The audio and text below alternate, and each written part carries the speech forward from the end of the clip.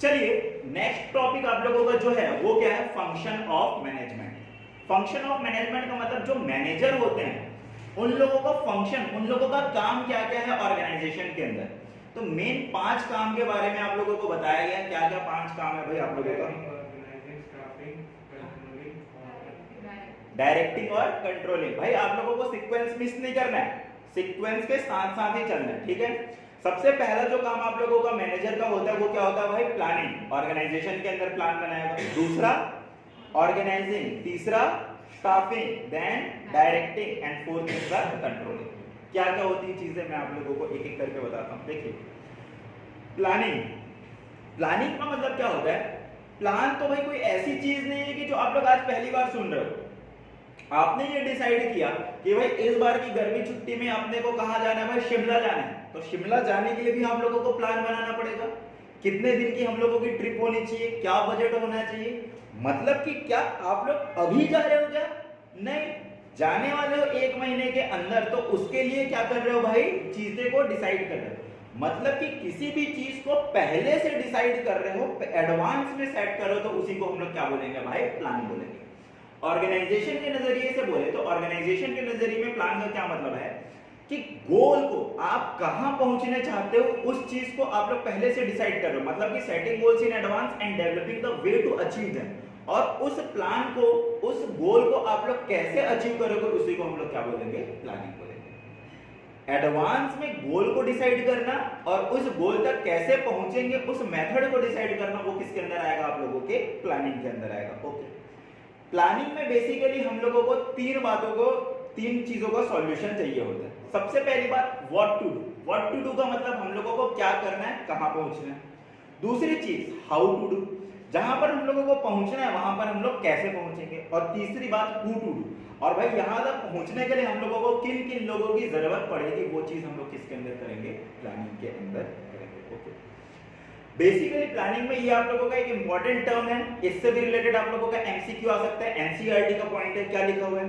It bridge the gap between where we are and where we want to reach. मतलब कि हम लोग कहां पर हैं और कहां पर पहुंचना चाहते हैं। ये जो गैप है, कहां है, कहां पहुंचना चाहते हैं, ये गैप को कौन ब्रिज करेगा? वही हम लोगों का प्लानिंग ब्रिज करेगा। ठीक है, देखिए एक बात और आप लोगों को बता रहा हूं, हमेशा मैं आप लोगों को बोलता हूं कि भाई बिजनेस स्टडीज के लिए जो बेस्ट बुक है वो आप लोगों की एनसीईआरटी है। इस साल का भी अगर आप लोग क्वेश्चन पेपर उठाकर देखोगे ना, तो क्वेश्चन आप लोगों को क्या किया हुआ है? एनसीईआरटी का जो लैंग्वेज है ना, उसी एक लाइन को उन्होंने उठा के पुट कर दिया और उसी को एमसीक्यू बेसिस पे पूछ लिया है। और बच्चे लोग क्या बोल रहे हैं कि सर केस स्टडी आया, केस स्टडी कहां से आया, कहां से? ऐसा नहीं है। तो इसलिए क्या है कि इंपॉर्टेंट चीजें मैंने तो मोस्टली हाईलाइट करके रखी हुई है। तो मैंने बेस भी जो लिया हुआ है वो एनसीईआरटी का ही लिया हुआ है। ठीक है, तो आप लोगों को एनसीईआरटी को हमेशा ध्यान में रखना पड़ेगा। ठीक है, पहला जो बेस बुक होगा वो एनसीईआरटी होगा। उसके बाद फिर रेफरेंस का क्या मतलब होता है? रिफर करना। कोई चीज आप लोगों को समझ में नहीं आ रही तो उसके लिए आप लोग अदर बुक को रिफर करो। ठीक है, तो ये सारी की सारी चीजें आप लोगों को ध्यान में रखनी, कुछ इंपॉर्टेंट बात जो लिख के रखा हुआ है मैंने। ओके, नेक्स्ट हम लोगों का जो फंक्शन होता है वो होता है क्या? ऑर्गेनाइजिंग। देखिए प्लानिंग बेसिकली जो आप लोग कर रहे हो वो पेपर में कर रहे हो। एक्चुअली उतर के कुछ काम कर रहे हो क्या? नहीं, काम करने का जो स्टार्टिंग है वो आप लोगों की प्लानिंग से नहीं होती। प्लानिंग में बेसिकली आप लोग बैठ के क्या कर रहे हो? बोल के, डिस्कस करके चीजों को समझ रहे हो कि हाँ भाई यहाँ पहुंचना है, ऐसे पहुंचेंगे, कौन करेगा करके। ठीक है, और उससे आप लोगों का रिजल्ट नहीं आता। रिजल्ट कब आता है? जब आप लोग एक्चुअली में काम करोगे। तो एक्चुअली में जब आप लोग काम करने के लिए निकलोगे, तो एक्चुअली में जब काम करोगे तो उसके लिए आप लोगों को रिसोर्सेज चाहिए, कौन सी एक्टिविटी करना है। तो ये सारी की सारी एक्टिविटी कौन सी करना है, कौन से रिसोर्सेज करेंगे, तो वो सारी की सारी काम किसके अंदर आएंगे? आप लोगों के ऑर्गेनाइजिंग के अंदर आएगा। ओके, इसके अंदर क्या लिखा हुआ है? Once the specific plan has been established, the organizing function examines the activity and the resources required to implement the plan. इस प्लान को एक्चुअली में इंप्लीमेंट करने के लिए आप लोगों को कौन सी एक्टिविटी की जरूरत पड़ेगी और कौन से रिसोर्स चाहिए, उसका ड्राफ्ट कौन करेगा? भाई आप लोगों का ऑर्गेनाइजिंग करेगा। ओके, ऑर्गेनाइजिंग के अंदर क्या होगा पता है? बेसिकली ऑर्गेनाइजिंग में हम लोग हमारे ऑर्गेनाइजेशन का स्ट्रक्चर डिजाइन करते हैं। हम लोगों का ऑर्गेनाइजेशन मान के चलो नया है, तो भाई मेरे को डिजाइन करना पड़ेगा कि भाई एक काम मेरे को सेल्स के लिए चाहिए, एक डिवीजन मेरे को एचआर के लिए चाहिए, एक डिवीजन मेरे को प्रोडक्शन के लिए चाहिए, ऐसे मेरे को क्या करना पड़ेगा भाई, ऑर्गेनाइजेशन का स्ट्रक्चर डिजाइन करना पड़ेगा।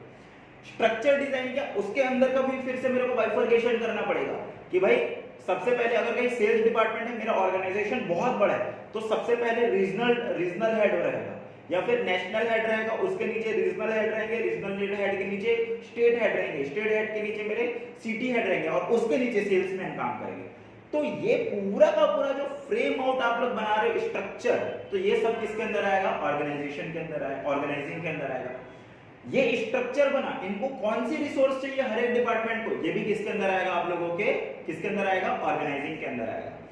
लोगों का हर एक डिपार्टमेंट के अंदर जो एक पोजीशन मैंने क्रिएट किया, इनकी रिस्पॉन्सिबिलिटी क्या होगी, कौन कौन सा बंदा कौन सा काम करेगा, वो किसके अंदर आएगा, ऑर्गेनाइजिंग के अंदर आएगा। तो ये सारी के सारी काम किसके अंदर आएंगे, ऑर्गेनाइजिंग। देखो भाई क्या क्या काम आएगा इसके अंदर, असाइन करना ड्यूटी, ग्रुपिंग द टास्क, एक तरह के जो काम है उसको आप लोग एक डिपार्टमेंट के अंदर रखो। एस्टैब्लिशिंग द अथॉरिटी, मतलब कि जो नेशनल हेड है उसकी अथॉरिटी क्या होगी, उसकी रिस्पांसिबिलिटी क्या होगी, एंड रिलेशन, और साथ ही साथ में allocating the resources required to perform the specific plan, कौन कौन से रिसोर्स की जरूरत पड़ेगी और वो उन लोगों को एलोकेट करो। ये सारा का सारा चीज किसके अंदर आएगा, ऑर्गेनाइजिंग। बेसिकली दो चीज आ रही है ऑर्गेनाइजिंग के अंदर, कौन कौन सी दो चीज आ रही है, जो काम है, काम का पूरा स्ट्रक्चर बनाओ, उस काम को लोगों को बांटो। लोग का मतलब पोजीशन की बात कर रहा हूं, लोग मतलब एक्चुअल लोग नहीं, उस पोजीशन, अब उस पोजीशन में कोई भी बैठे। ऑर्गेनाइजिंग वाला चैप्टर पढ़ेंगे तब आप लोगों को अच्छे से समझ में आएगा। और तीसरा और एक और काम क्या भाई, जो रिसोर्स होंगे उस रिसोर्स को लोगों को बताओ किसके अंडर में कौन सा रिसोर्स है। ठीक है, आगे बढ़े। थर्ड जो काम आता है, आप लोगों ने अभी स्ट्रक्चर बनाया हुआ है। स्ट्रक्चर का मतलब भाई मेरे ऑर्गेनाइजेशन के अंदर 4 डिवीजन होंगे, तो 4 जो डिवीजन होगा क्या वो ऑटोमेटिकली चल जाएगा क्या, नहीं भाई, इसके लिए लोगों की जरूरत पड़ेगी। और लोग ऐसे नहीं भाई कि किसी भी बंदे को किसी भी डिपार्टमेंट का आप लोगों ने हेड बना दिया। तो आप लोगों को जो थर्ड काम है स्टाफिंग के अंदर क्या करना पड़ेगा, सही बंदे को ढूंढना पड़ेगा और उस सही बंदे को सही पोजीशन के अंदर बिठाना पड़ेगा। मतलब कि कोई बंदा अगर कहीं बोलने में शानदार है, इन्फ्लुएंसिंग पावर उसकी अच्छी, तो भाई उसको सेल्स डिपार्टमेंट के अंदर बिठाओ। कोई बंदा ऐसा है जिसके पास भाई एनालिटिकल पावर बहुत अच्छी है, तो उसको स्ट्रेटेजी वाले डिपार्टमेंट के अंदर बिठाओ। कोई बंदा ऐसा है जिसको टेक्निकल नॉलेज बहुत ज्यादा है, तो उसको आईटी के फील्ड में बिठाओ, या तो फिर जहां पर एक्चुअल प्रोडक्शन हो रहा है वहां पर बिठाओ। मतलब कि स्टाफिंग के अंदर क्या होगा, जो लोग, जिन लोगों की आप लोगों को जरूरत है, सही लोगों को ढूंढना और सही प्लेस पे बिठाना, उसको हम लोग क्या बोलेंगे, स्टाफिंग। और स्टाफिंग के कुछ फंक्शन दे दिए हैं। स्टाफिंग किस तरीके से होता है, पहले रिक्रूटमेंट होता है, फिर सिलेक्शन, प्लेसमेंट, उसके बाद फिर इंडक्शन, उसके बाद फिर हम लोगों का होता है डेवलपमेंट ऑफ द एम्प्लॉय। ये सारी की सारी चीजें किसमें आएंगी भाई, इनकी चैप्टर। ये जो फंक्शन देख रहे हैं ना, 5 फंक्शन आगे बढ़ के आप लोगों का 5 अलग अलग चैप्टर बन जाएगा। प्लानिंग का एक चैप्टर है, ऑर्गेनाइजिंग का चैप्टर है, स्टाफिंग का, डायरेक्टिंग का, कंट्रोलिंग का, ऐसा चैप्टर है। तो उसमें हम लोग फर्दर डिटेल में पढ़ेंगे, लेकिन फिर भी आप लोगों का डेफिनेशन तो चेंज नहीं होगा।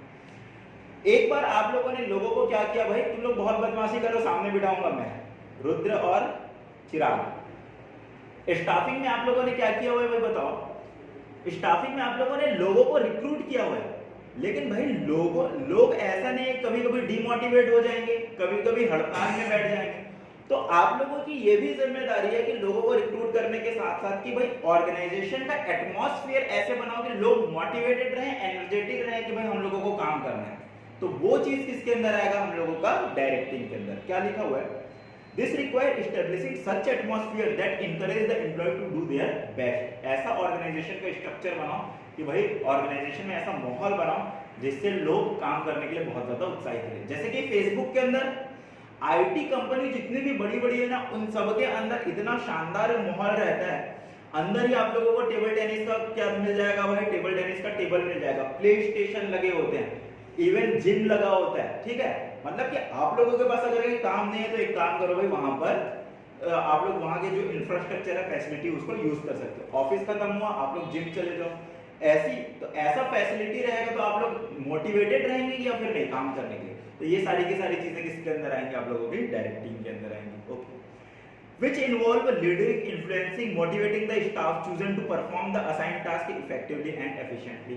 डायरेक्टिंग में भी ये सारी की सारी चीजें आएंगी कि हर वो तरीका जिससे आप लोग एम्प्लॉय को मोटिवेट करो कि भाई आप लोगों को अपने टास्कों को पूरा करना है, वो किसके अंदर आएगा, आप लोगों का डायरेक्टिंग। लास्ट जो फंक्शन है मैनेजमेंट का वो है क्या, कंट्रोलिंग। कंट्रोलिंग का मतलब आप लोग किसी चीज को कंट्रोल नहीं कर रहे हो, कंट्रोलिंग का बेसिक मतलब ये होता है कि जो काम को आप लोगों ने जिस तरीके से सोचा हुआ था वो काम उस तरीके से हो रहा है या फिर नहीं हो रहा है, उसको समझना, वो किसके अंदर आएगा, आप लोगों के कंट्रोलिंग के अंदर आएगा। ठीक है, इसका मतलब क्या हुआ है, monitoring the organisational activity toward the attainment of the organisational गोल।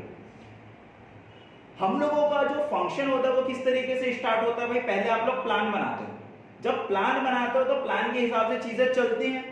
तो कंट्रोलिंग में आप लोग क्या करोगे कि आप लोगों ने जो काम किया हुआ है मैं उसको पकड़ूंगा और बेच लूंगा किसको भाई, मेरे प्लान को, और मैं इन दोनों को कंपेयर करूंगा, प्लानिंग को विद एक्चुअल परफॉर्मेंस। अब मैं देखूंगा कि भाई जो काम हुआ वो एक्चुअल प्लान के हिसाब से हुआ है या फिर नहीं। अगर कहीं नहीं हुआ है, कोई डिफरेंस है, मैंने बोला हुआ था कि भाई हर रोज 1000 बॉटल बनने चाहिए, आप लोगों ने 950 बॉटल बनाया हुआ है, तो जो 50 बॉटल कम बने हुए, मैं इसको क्या बोलूंगा भाई, ये डेफिशिएंसी है। तो कंट्रोलिंग के अंदर मैं वही डेफिशिएंसी को पहले तो आइडेंटिफाई करूंगा और मेथड निकालूंगा कि भाई इस डेफिशिएंसी को आप लोगों को कैसे कवर करना है। ठीक है, तो कंट्रोलिंग का वो मतलब होता है काम आप लोगों के प्लानिंग के हिसाब से हो रहा है या फिर नहीं, अगर कहीं नहीं हो रहा है तो भाई उसको आप लोग करेक्ट करें। ये आप लोगों के 5 फंक्शन आएंगे, इसके अंदर आएंगे मैनेजमेंट के 5।